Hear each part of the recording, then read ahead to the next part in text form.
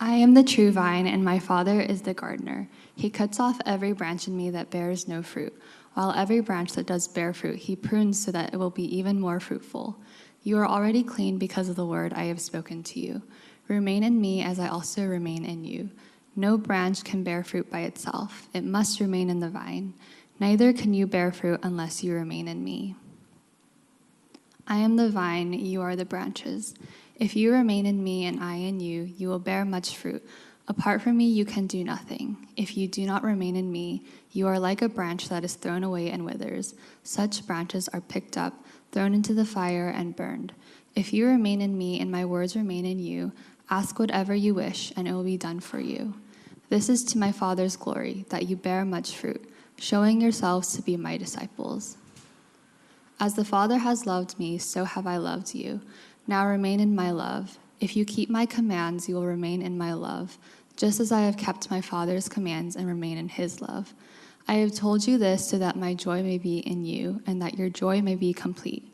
My command is this: love each other as I have loved you. Greater love has no one than this, to lay down one's life for one's friends. You are my friends if you do what I command. I no longer call you servants, because a servant does not know his master's business. Instead, I have called you friends, for everything that I learned from my Father I have made known to you. You did not choose me, but I chose you, and appointed you so that you might go and bear fruit, fruit that will last, and so that whatever you ask in my name, the Father will give you. This is my command: love each other. John 15, 1-17. The word of the Lord. Thanks be to God. Hey, you may be seated, everyone. Hey, good afternoon. My name is Drew. I'm one of the pastors here, and we've actually been in this message series called Emotionally Healthy Mission, and just wanted to welcome you. Today, we actually conclude this message series, and we've actually been talking about how there are certain values in the world around us, and oftentimes these values, they're juxtaposed against each other. For instance, the value of health versus mission. Like most people think that organizations or people, they can't be both healthy and missional, and yet there's something about the scriptures that actually balances the tension of both. So for instance, what's known as the Great Commission is given, and the Great Commission is basically how Jesus gave us a commission that we're supposed to be on mission to make disciples and to teach people about the teachings of Jesus and to hopefully emulate his way in the world. But also, the Great Commandment is supposed to be what informs that mission. The Great Commandment is basically that we would be a people that love God and love other people well. So in other words, it's missional as well as loving, and we're supposed to hold together both of those dynamics. Now, we've used words such as progress and joy. Can I hear you say progress and joy? That's right. Or mission and morale. Can I hear you say mission and morale? That's right. We hold together all of these different tensions of how are we to be a people who believe in progress and mission, but also a people who believe in morale and joy. Now, here's the thing. Some of you might think, oh, this whole message series you've been talking about staying connected and listening to the voice of God and trying to remain so tethered to Jesus above it and beyond everything. Are you just saying that we're supposed to sit back and do nothing? Well, actually, check out this passage that was just read for us. And even if you're not a Christian, you may have read this passage or heard of it before. Look at what it says. It says, Jesus is speaking here, and he says, I am the true vine, and my Father is the gardener. He cuts off every branch in me that bears no fruit. Now, immediately then, what we're hearing then is that Jesus, he wants us to be people who are fruitful, that we're not supposed to be people who are static and stuck and do nothing, but actually that hopefully what emanates from who we are, as well as the way that we move about in the world, is that we're supposed to be a people who bear fruit. While every branch that does bear fruit, he prunes so that it will be even more fruitful. This is Jesus' desire for us. This is to my Father's glory, that you bear much fruit. High five your neighbor. Say, bear much fruit. That's right. Hopefully, we're supposed to be people who are fruitful in the world, showing yourselves to be my disciples. Now, there was an adage that I heard about this idea of bearing fruit and being people who are effective in the ways that we're growing organizations and things like that. And it's this adage. It's the adage, healthy things grow. Have you ever heard this before? Healthy things grow. Anyone ever heard this? The idea is basically like, oh, yes. And the emphasis, whenever I heard this phrase, was basically like, you know what? The true sign of whether or not you're healthy is whether you're growing or not. And so as a result, I'd be like, oh, we better be growing. That means we must not be healthy if we're not growing in these different ways. But here's the thing about healthy things grow. Did you notice that not only do healthy things grow, but so does weeds and disease and sickness and cancer? Like there's also unhealthy things that grow. So in other words, growth is not the measurement of what health is. In fact, growth is simply growth, and it could be healthy growth or unhealthy growth. Now, here's the thing though. Jesus is actually pointing us though towards what does growth look like? Look at what he writes. Look at in John 15, verses 4-5. He says, remain in me. Can I hear you say remain? That's right. Remain in me as I also remain in you. No branch can bear fruit by itself. It must remain in the vine. Neither can you bear fruit unless you remain in me. I am the vine, you are the branches. If you remain in me and I in you, you will bear much fruit. Apart from me, you can do nothing. High five your neighbor and say, apart from God, you can do nothing. Now, some of you are like, well, no, I can do a lot of things. I've made a lot of money on my own. I've advanced my career. I got my degree. I've done a lot of things. Well, see, Jesus is talking about ultimate things here. And when he's saying remain, it's actually this Greek word meno. Meno means this word to remain, to connect, or to continue, or to stay. It's this persistent kind of tethering that happens. And whether it's in a relationship or in this metaphor, it's a vine that's being connected to the vine. And what Jesus is basically encouraging the people to do, he says, do you recognize to bear fruit, you actually have to stay connected to your life source. And if you don't stay connected to your life source, what ends up happening is you might wither and end up getting thrown out. And the reason why, it's the difference. I mean, you and I know this difference, right? We can get a plant for you or like some flowers from Trader Joe's or from Whole Foods or whatever else, or from the local bodega. And I can bring it to you, but you know that it has a very short lifespan. But the idea of actually being a living, vibrant, vital kind of vine that continues to grow and produce fruit, this is what Jesus is longing for, and this is what he's calling us to. Anyone a gardener here? Thank you. One person, awesome. For the rest of you all, I'm not a gardener either. But here's what's interesting. Like here's an image of a vine that goes deep down into the roots.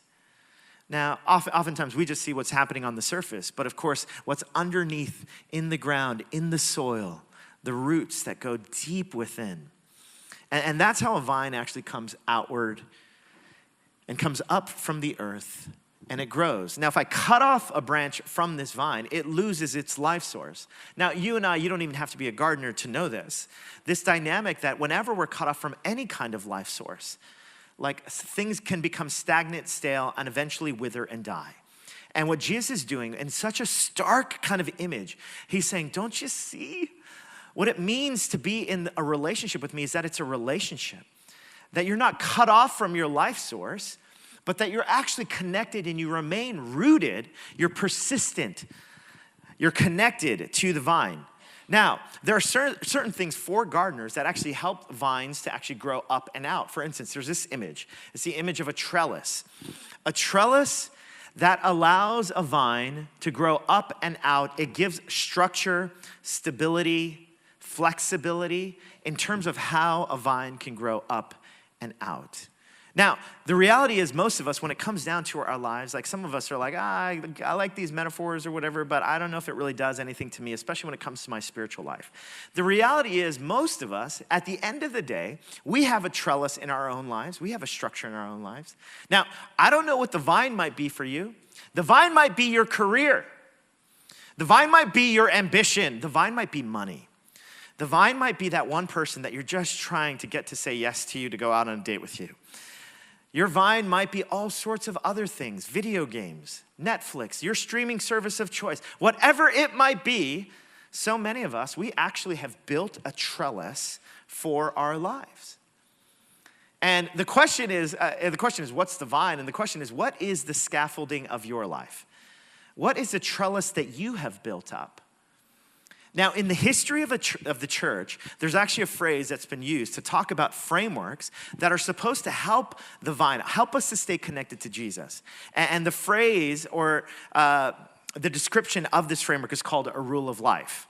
Now, a rule of life was from these monastic communities. Now, keep in mind, as I say this word rule of life, some of us are like, we're shuddering at this word rule. Well, a rule of life was simply this framework, a structure, a trellis by which people would say they even would leave the church. So could you imagine the church in some days? It'd be like even the church has lost its way from the vine. The church has become too preoccupied with money, with excess, with fame. And so what people did is they actually left the church and fled to the desert. And the desert fathers and these different communities, what they would do is they would create a rule of life. And the reason why they would create these rules of life is because they were saying like, instead of just going with the flow of the way that people did things, we want to create an intentional framework so that Jesus becomes the center of everything that I do. It is so easy for me, even when I'm part of a church, to lose sight of Jesus, that we need to get away into the desert and we need to create our own kind of structure and intentional focus on how Jesus will become the center of everything in my life. I mean, isn't that sobering? Even as a church community, this could happen to us. The reality is when it comes to even us in this room, some of us, you might be like, well, I've never done that before. I've never crafted a rule of life. I've never had an intentional plan. Well, I would actually submit that some of us, you probably do have somewhat of a plan. Your plan is basically, I'm gonna try to go to church on Sundays whenever I can. If I make it on time, extra credit. I mean, isn't that what we think? Like, if I could just make it to church on Sundays. Maybe I'll give a little money when we do our kind of Christmas offering. That's what and so as a result, we do have some sort of structure. But the reality is if each one of us were to take an audit of our lives, like what's the most important things to us? How have we oriented our lives, our ambitions, our money, our time? At the end of the day, what a rule of life is there to allow the vine to say the vine is the most important thing and the vine growing upward and outward, giving structure and flexibility to it. That's what I want to create. And so these Christian communities, that's what they did. They crafted this rule of life. Now, one historic way of thinking through categories of how to create a rule of life actually comes like, here's an image that we often use in our emotionally healthy discipleship course. It's the image of, notice, the love of God is at the center. So what am I gonna do in my life? How am I gonna build the scaffolding of my life, a structure, so that the vine, I can stay rooted in the vine?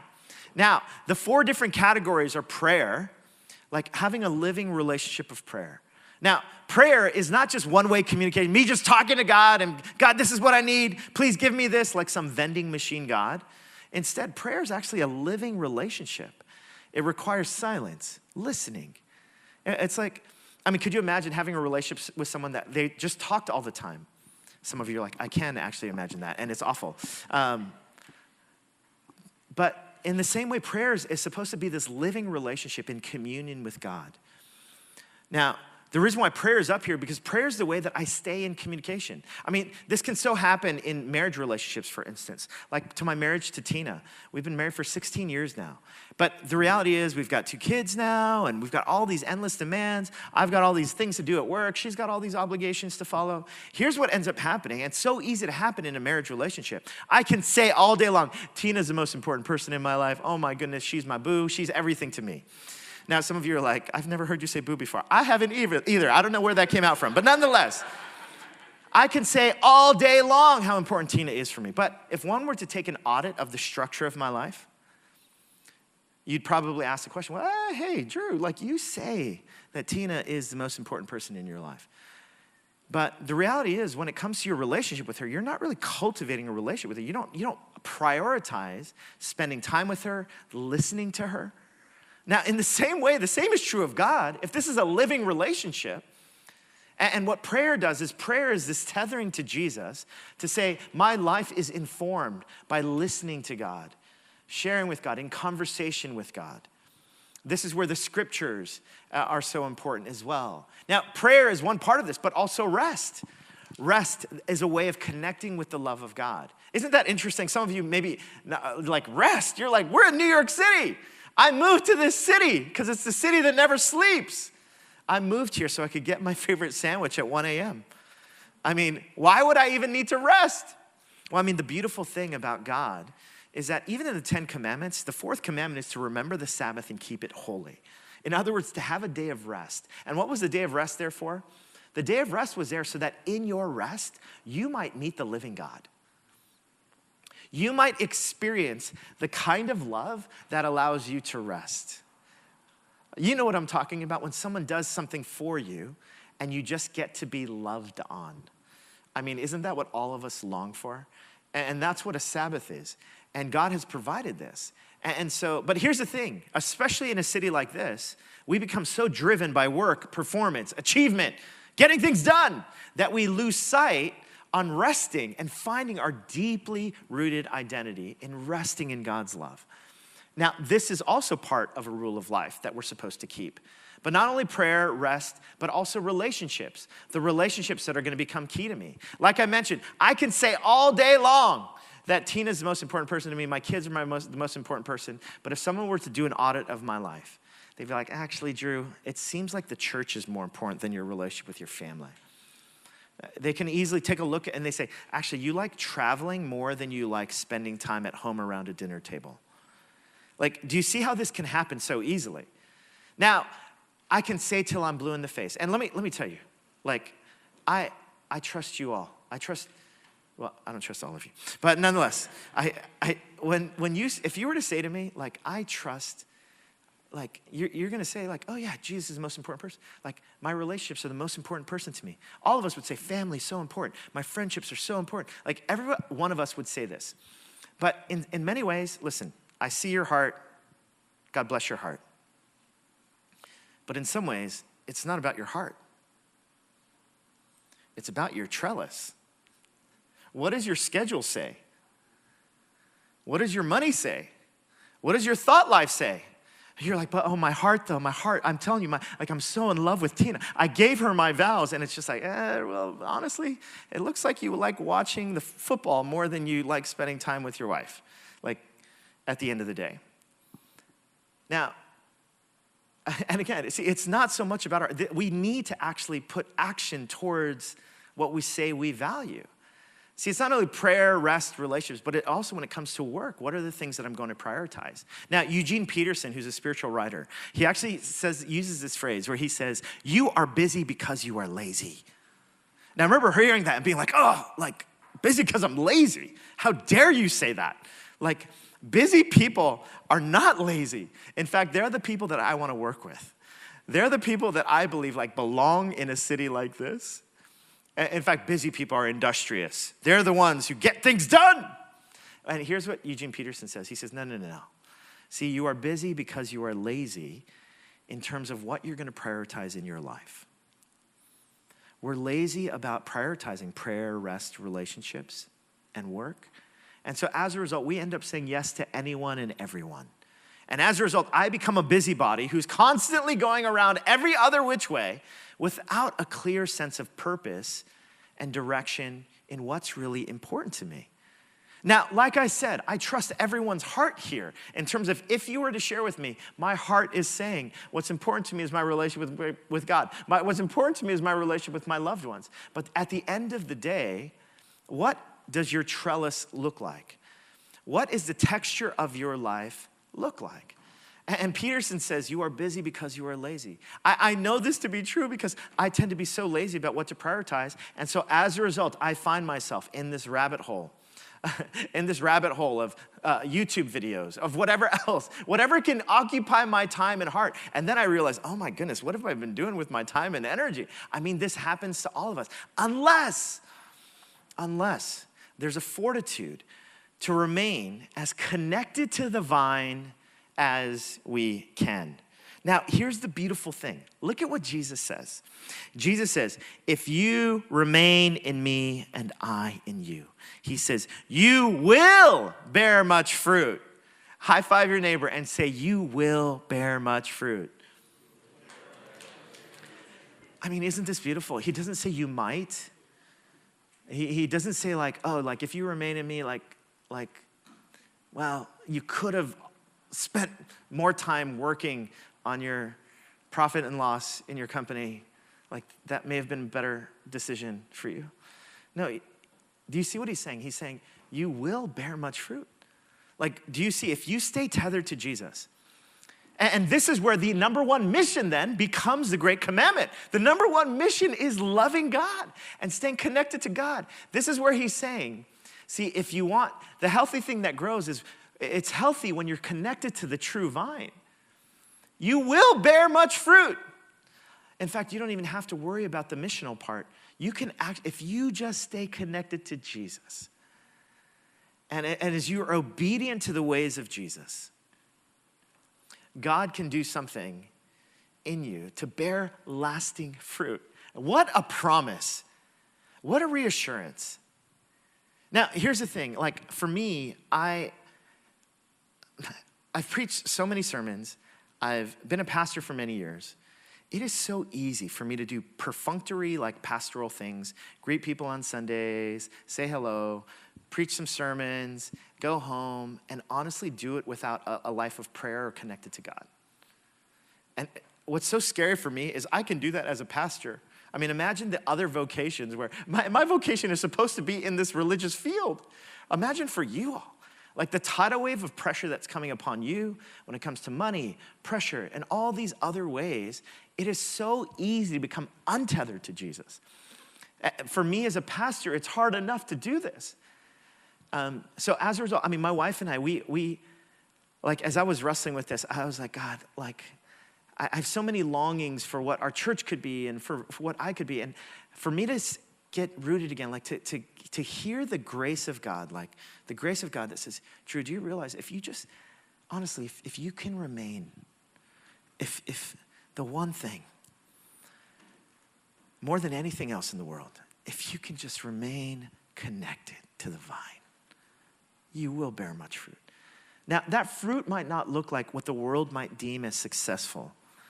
And what the world might say like, oh my goodness, see how profitable that is. But there's a certain kind of lasting fruit that the world can't take away.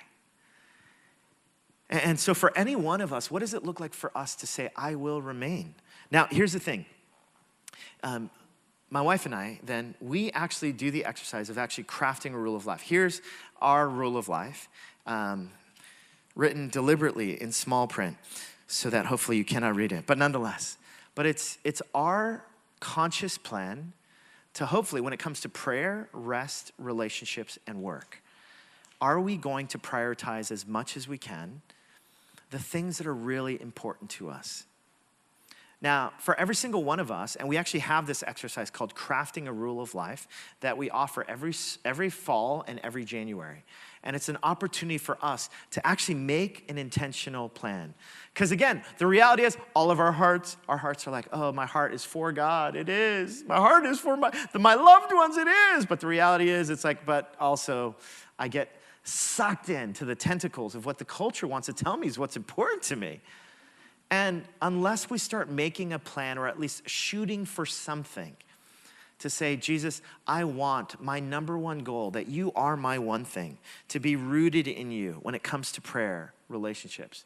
Now, I want you to know this. Like this past season, I've actually taken on a role with the organization Emotionally Healthy Discipleship on the executive team as the executive director of this organization, while I'm also leading Hope as a pastor of this community. Now, and our elders are aware of it. Our leadership has been aware of this. Now, I want you to know, so I'm entering a season of like incredible fullness. Now, here's what ends up happening, right? My mentor, and he says to me, he says, I think right now, I want to challenge you to create more silence in your life. Silence and solitude. I'm like, listen, I'm pretty good at silence. I'm pretty good at prayer. There's this pride that emanates from me. He's like, no, I'm gonna set you up a spiritual director so that you can start creating more margin in your life for prayer. So I was like, okay. So I meet with the spiritual director, and the spiritual director says to me, well, to engage in the exercises that we're about to go into with silence and prayer, it's gonna require an hour every morning for you, for more silence. And I was like, you mean an hour like extra, like more than what I'm doing right now? And my spiritual director says, yes. And I was like, oh, I've got so much to do. I'm such a busy guy. And I kid you not, this is the thought that comes to my mind. Like, I start thinking an hour extra every morning, and immediately what comes to mind is, how am I gonna watch Laker games and Golden State Warriors games at night on West Coast time? Now, of course, it doesn't come out of my mouth, but that's what's going through my head. I'm like, how am I gonna watch West Coast basketball games? I can't believe what you're asking of me. And I remember, like, that's what's coming through my mind, but then outwardly I say to her, I'm gonna pray about this, you know? Oh my goodness. And then, but here's the sobering thought. I was just like, oh my goodness, look at me. Like, here I am. I'm a pastor of a church. I say that Jesus is everything to me, but don't take away my late night basketball watching. And it just became this moment of like, oh my goodness. I can say something till I'm blue in the face about what's important to me, but at the end of the day, like, I get so attached to things. The reality is most of us, when it comes to our lives look like this. The scales, when it comes to being with God or doing for God, we are far more proficient in doing for God. It's way imbalanced. And what Jesus is basically saying is like, you've got it all wrong. Not that doing is bad, it's just that it's imbalanced. The goal looks a little bit more like this, that our being with God is what informs our doing with God. That I'm hopefully, as a pastor of a church, and God forbid if I were to ever do this, just be running through the motions without a vibrant a living relationship with God. Now, I could do the stuff, and it's so easy for me to fall into that trap, but you wouldn't want that for me, and I wouldn't want that for you. The reality is, we as a church community, everything we do is so that you can hopefully build your own trellis, so that your life will be about Jesus. Your life is not about your career, your ambitions, even your family. Of course, your family is part of it, your career is part of it, your ambitions are part of it, but that your life, fundamentally, what it means to be a follower of Jesus is that you and me, that the true vine for you and for me is not your ambition, your career, your money, your 401k, your stock market investments, but actually that your greatest vine is Jesus. When we have groups and courses and service opportunities, now the reality is some of us, we basically we've got to scaffold ourselves. We're like, going to church on Sundays, maybe giving a little bit, and like I said, maybe some extra credit if I get there on time. If I stay to the end, if I go up for prayer, that's like triple extra credit. That's like amazing extra credit. But do you see, it's more than this. It's more than perfunctory kind of behaviors. It's really like, what are you and I doing so that we're deeply connected to the vine, so that our doing flows out of our being? Now, here's the sobering thing. Look at what Jesus says. He says, if you do not remain in me, you are like a branch that is thrown away and withers. Such branches are picked up, thrown into the fire, and burned. Now, this is incredibly sobering because many of us, we read this passage, we're like, oh yes, remain. Thank you, Jesus, that you've remained in me and that you are committed to us. You love us. And then there's this prayer. He's like, actually, but if you don't remain connected, guess what happens to those branches? Those branches wither away, they die, and then they get burned. Thank you very much. Now, I'd be remiss if I didn't bring up this part of the passage. But do you see what he's saying? He's saying some of us, when it comes to the tethering of our lives, he's saying, stay connected to the vine, the true source of life, the one that won't fail you, the one that has always been faithful to you, the one that would die for you, the one that would give his life, the one that invites you into a life of freedom and love and purpose and commitment. But gosh, it's sobering. When you and I, we start to give our lives to things and we become disconnected from that vine, we start attaching to all sorts of other things. And you and I know this, the amount of money and ambition, especially in our town, that can cause us to get so untethered to Jesus. And we start attaching to other things, and everything else is there to lure us, isn't it? Whether it's success in the world's eyes, whether it's these relationships that we know are not good for us, whether it's substances, whatever it might be, there's all sorts of things that are grappling at us. And Jesus says, well, if you just remain in me, if you can just stay connected to me. But the reality is, if you don't, what happens is it burns away. I mean, and you and I know this, and you've heard stories about this, how there's no amount of money, no amount of how much your ambition can take you, that ultimately will deeply satisfy the human heart. Why? Because all these things are fleeting. These moments when we look back on our lives and we're like, I can't believe I counted that as most important in my life. You see this all the time when it comes to relationships. I say that my wife is the most important person to me, but inside my career is, and so as a result, I give myself to my career, and then my wife, my relationship becomes untethered. I mean, we do this all the time. One of the most haunting quotes was when I heard this from Francis Chan. Look at what he says. He says, our greatest fear should not be of failure, but of succeeding at things in life that don't really matter. Our greatest fear should not be at failure, but at succeeding at things that don't really matter. I mean, isn't it true? We take a look back on our lives and we look back and we're like, oh my goodness, I can't believe I counted that as so important when I've lost out on the real thing, the most important thing. And what God wants to invite every single one of us to, and these Sundays hopefully are this moment of disruption for you and for me, of like, gosh, what are the things that you're giving your life to?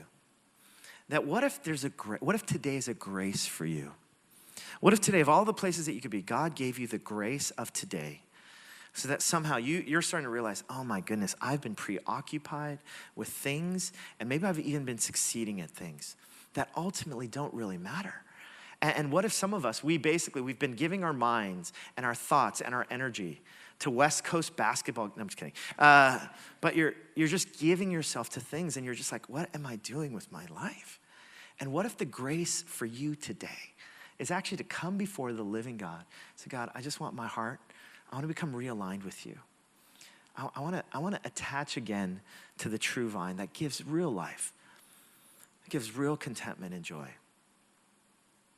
You know what's so interesting about the earliest Christians is that they lived with that kind of purpose because they had met the living Jesus. And as a result, there was a kind of freedom and purpose and power with which they lived. And isn't that what all of us long for? Some of us were living out of fear, anxiety, a drivenness, a chip on the shoulder. And again, not that drivenness and ambition are bad, but so many of us live this kind of way. And don't all of us want the kind of freedom, security, rootedness in something that will hold us when all the world around us, when circumstances around us start going up and down, that we have a vine that will never let us down? And you know what's so interesting is the Apostle Paul, he writes to the church in Philippi. Look at what he says. Look at this approach to life. Such a stunning claim. Look at what he says. He says, for to me, to live is Christ, and to die is gain. Whoa. I mean, Paul basically says, he's like, I am so secure in the love of God. I am so secure in my life's purpose that whether I live or whether I die, I have Jesus. And if I have Jesus, I have everything. You see, in the invitation of the Christian life is that you don't need to find your greatest security in your bank account, in your success, in the way you look, in how well your kids or your relatives do in school or in work. Like your greatest, deepest security and love and purpose can be found in Jesus and Jesus alone. And as a result, like the Apostle Paul, could you imagine being able to say this? Yes, in life or in death, I have Jesus. And because I have Jesus, I've got everything. Got everything. Give me Jesus. You can have the whole world. Give me Jesus.